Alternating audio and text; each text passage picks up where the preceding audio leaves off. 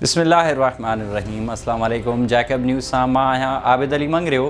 पेश आहिनि हिन वक़्त जूं हेडलाइन। जैकबाबाद में सूमरा शाख के 20 फुट घारो, केतिराई घर पानी हेठ, इत्तला बावजूद आपाशी अमलो गुम। शाख के लगल घारे के गोठाणनि पंहिंजी मदद पाण घारो बंद करण जी कोशिश कई, जॾहिं त केतिरनि ई घरनि में शाख जो पानी दाख़िल थियण सबबि गोठाणा मजबूर थी सामान खणी महफ़ूज़ हंधनि ते लॾ पलाण करे विया। गोठाणनि दाहियो त घारे लॻण सट ई आबपाशी अमलदारनि खे इत्तला ॾिनी वई, पर इन बावजूद बि आबपाशी अमलो न पहुतो आहे। पंहिंजी मदद पाण घारो बंद करण जी कोशिश कई आहे। हुननि ज़िले इंतज़ामिया खां घुर कई त सूमरा शाख के लगल घारो बंद कराए घरनि में बीठल पाणी निकाल करायो वञे, मुतासिरनि जी माली मदद कई वञे।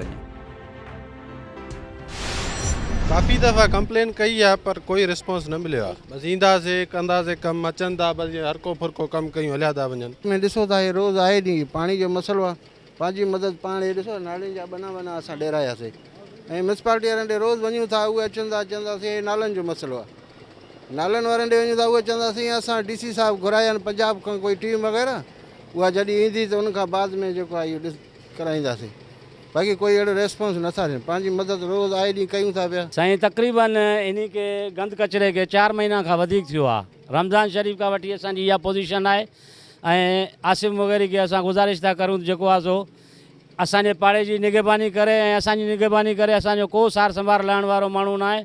जेको आहे असां तमामु तकलीफ़ में आहियूं। असां वटि जेको आहे निमाज़ी माण्हू काफ़ी शिकायत करनि था पाड़े जे हवाले सां, और नंढा ॿार बच्चा आहिनि। बीमारी जो वॾो माजरो थी वियो आहे, मच्छर काफ़ी इन सां वटि। जैकबाबाद में इंतज़ामिया जी नाअहली सबबि हर पासे गंदगी पखिड़िजी वई। शहर जे मुख्य पाड़नि में नालियूं बंदि थी वञण ऐं मोटर्स न हलण सबबि रोड रस्ता पाणी सां भरिजी विया। इलाइक़े वासी सख़्त परेशान। फर्स्ट फैमिली लैन मौलवी फैज़ मोहम्मद डूल जे मदरसे वेझो ऐं शेख घिटी में गुज़िरियल हिकु हफ़्ते खां नालियुनि जो पाणी जमा हुअण सबबि इलाइक़े में धप पखिड़जण लॻी। इलाइक़े वासियुनि DC खां मुतालबो कयो त नालियुनि जो गंदो पाणी निकाल कराए इलाइक़े खे साफ़ करायो वञे।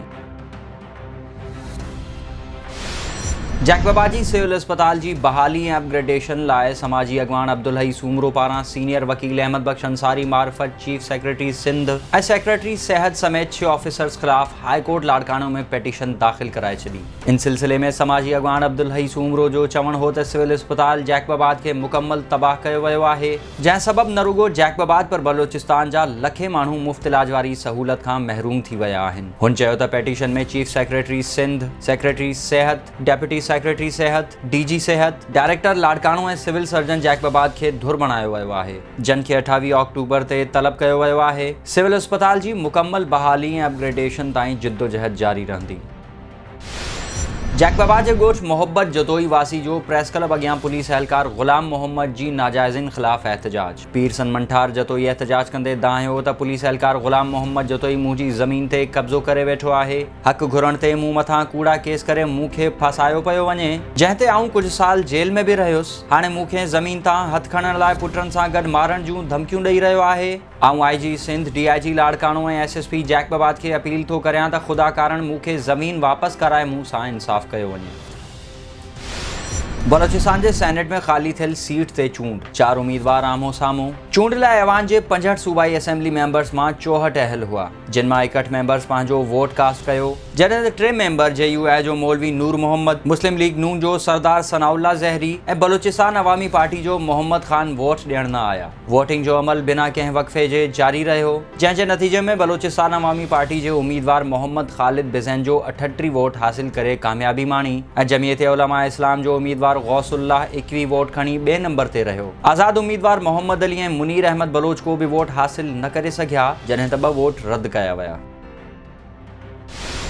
शिकारपुर जे शाह हुसैन पाड़े में सफ़ाई अमले ऐं पाड़े वारनि में सफ़ाई तां झेड़ो थी पियो। इलाइक़े वासियुनि पारां सफ़ाई अमले मथां लठियुनि, डंडनि, बैट सां हमिलो, औरत समेत 3 ॼणा ज़ख़्मी, सिविल अस्पताल मुंतक़िल। सफ़ाई अमले मौजिब शेड्यूल ते शाह हुसैन पाड़े जी सफ़ाई करे रहिया हुआसीं त पाड़े जे ओबाश नौजवान नादिर उर्फ़ मुजाहिद ॼण पंहिंजे साथियुनि सां गॾिजी गारगंद कई ऐं बाद में डंडनि सां हमिलो कयो वियो, जंहिं में लक्ष्मी, साहिल ऐं रोहित ज़ख़्मी थी पिया। वीडियो बावजूद पुलिस हमलावरनि जी धुर बणियल आहे। होॾां नौजवान नादिर उर्फ़ मुजाहिद उजण जो चवणु हो त सफ़ाई अमलो समूरे पाड़े जो गंद असांजे दर आॾो गॾु करे वेंदो आहे।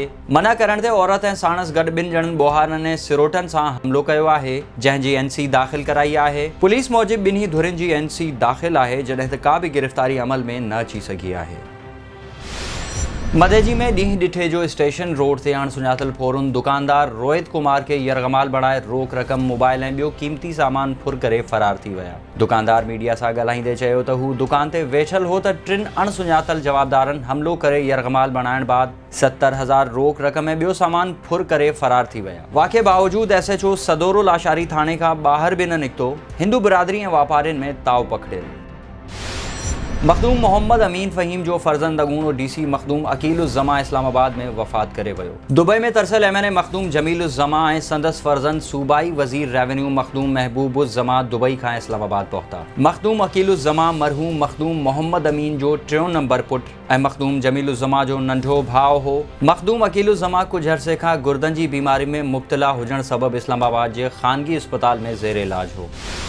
काज़ी अहमद तालका प्रेस क्लब में राशिद अली शाह वकील शेख गुलबेग ऐं ॿियनि एहतजाज कंदे चयो आहे त असां सां ज़ाहिद पंवर ऐं उनजे माइटनि वॾो फ्रॉड कयो आहे। असां ज़ाहिद पंवर वटि VC रखी हुई जेका अगस्त जे महीने में पूरी थी चुकी आहे ऐं मूं समेत 6 मेंबरनि जा PRL VC जा पैसा वापसि न करे रहियो आहे। असीं फ़ी मेंबर कमेटी जी मद में खेसि 63,000 रुपया ॾिना आहिनि ऐं इन बाबति संदसि माइट बि को ज़िमो न खणी रहिया आहिनि। असीं वसवारनि खे अपील था करियूं त असां सां थियल फ्रॉड जो नोटिस वरितो वञे ऐं इंसाफ़ कयो वञे।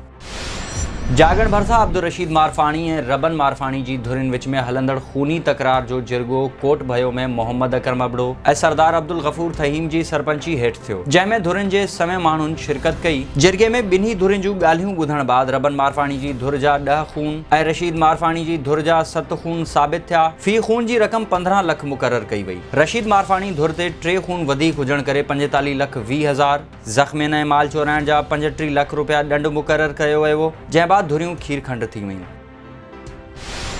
ड्रिगड़ी शहर समेत ॿाराड़ी वारनि इलाइक़नि में ॿोॾ मुतासिर ख़ानदान फ़ाक़ा कशी वारी ज़िंदगी गुज़ारण ते मजबूर। रोडनि रस्तनि ऐं शाखनि जे किनारनि ते पंहिंजी मदद पाण तहत सख़्त गर्मी में झूपड़ियुनि अंदरि रहण ते मजबूर आहिनि। गुज़िरियल केतिरे ई अरसे खां ॿोॾ जो शिकार मुतासिर कुटुंबनि जी हुकूमत सार न लधी बुखूं काटण ते मजबूर। ॿोॾ मुतासिरनि पारां वाहुर न थियण ख़िलाफ़ रोड ब्लॉक करे एहतजाजी मुज़ाहिरो कयो वियो। संदन चवण हो त असीं हिन महल रोड जे किनारनि ते रहण ते मजबूर आहियूं। न पाणी आहे, न मानी ऐं न वरी मथे ते का छित बची आहे। मजबूर थी रोडनि ते निकिता आहियूं, असांजी मदद कई वञे। काज़ी अहमद अस्पताल जे मुलाज़िम नज़र अली शाह तालके प्रेस क्लब में पहुची दाहींदे चयो त 7 ॾींहं अॻु जामशोरो वासी चाबी चोर जवाबदार महबूब ख़ासख़ैली, मिठू ख़ासख़ैली ऐं गुलाब शाह अस्पताल मां मोटरसाइकिल काहे फरार थी विया आहिनि, जन खे सुञाणे गिरफ़्तार करायो। जवाबदारनि वटां मोटरसाइकिल बि बरामद थी जेका काज़ी अहमद पुलिस वटि आहे। पुलिस बासर जे चवण ते वॾी रिश्वत वठी जवाबदारनि खे आज़ादु करे छॾियो आहे। जन ख़िलाफ़ कार्रवाई करे मूं सां इंसाफ़ कयो वञे। मटियारी प्रेस क्लब आॾो ख़ासख़ैली राजूणी इतिहाद पारां टंडो आदम ऐं मंशियात फ़रोशनि जी फायरिंग में क़तल थींदड़ अकबर ख़ासख़ैली जे क़ातिलनि जी गिरफ़्तारी लाइ एहतजाजी मुज़ाहिरो कयो वियो। मुज़ाहिरीन शमसुद्दीन ख़ासख़ैली, शादाब ख़ासख़ैली, फ़िदा हुसैन ख़ासख़ैली, एजाज़ अली ख़ासख़ैली, शामीर मीर बहर ऐं ॿियनि चयो त असांजी बिरादरी सां हमेशह नाइंसाफ़ियूं थींदियूं पयूं अचनि। असांजे नौजवाननि खे बेगुनाह मारियो पियो वञे। हाणे असां कंहिंसां का बि बेवाजिबी बर्दाश्त न कंदासीं। टंडो आदम ऐं मंशियात फ़रोशनि पारां पुलिस जी मौजूदगी में फायरिंग करे अकबर ख़ासख़ैली खे क़तल कयो वियो। जन जे क़ातिलनि खे गिरफ़्तार न कयो वियो त एहतजाज जो दाइरो वसी कंदासीं। ठठो में बरसात सबब गेल मोरी लॻी चूसी खाण जे ॻोठ कादू रहाकड़ो में 100 एकड़ ज़रई ज़मीन ऐं ॻोठ मुकम्मल पाणी हेठि अची विया। पाणी हेठि आयल ज़मीननि जे आबादगारनि ग़ुलाम मोहम्मद, शब्बीर, मोहम्मद ख़ान ऐं ॿियनि मीडिया सां ॻाल्हाईंदे चयो त सालनि खां सिमशाख खे खाटी न ॾियण ऐं इंतिज़ामिया जी बेध्यानी सबब सिमशाख जा बंद सोढ़ा थियण जे करे शाखनि ऐं सिम नालनि में पाणी नेकाल न थी सघियो आहे। इलाइक़े जे चूंडियल नुमाइंदनि ऐं वसवारनि खां अपील था करियूं त असांजी वाहुर करे माली मदद कई वञे।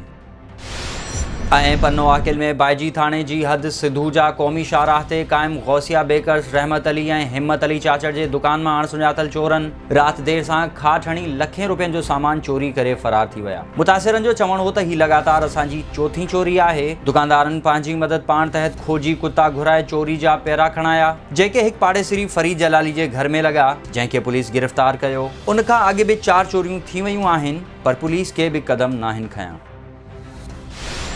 ही हुयूं हिन वक़्त ताईं जूं हेडलाइंस। वधीक ख़बरुनि ऐं अपडेट्स लाइ विज़िट कयो असांजी वेबसाइट www.jacobnewsht.com ऐं फेसबुक ते फॉलो कयो। ॾिसंदा रहो जैकब न्यूज़, ख़बर खां हक़ीक़त ताईं।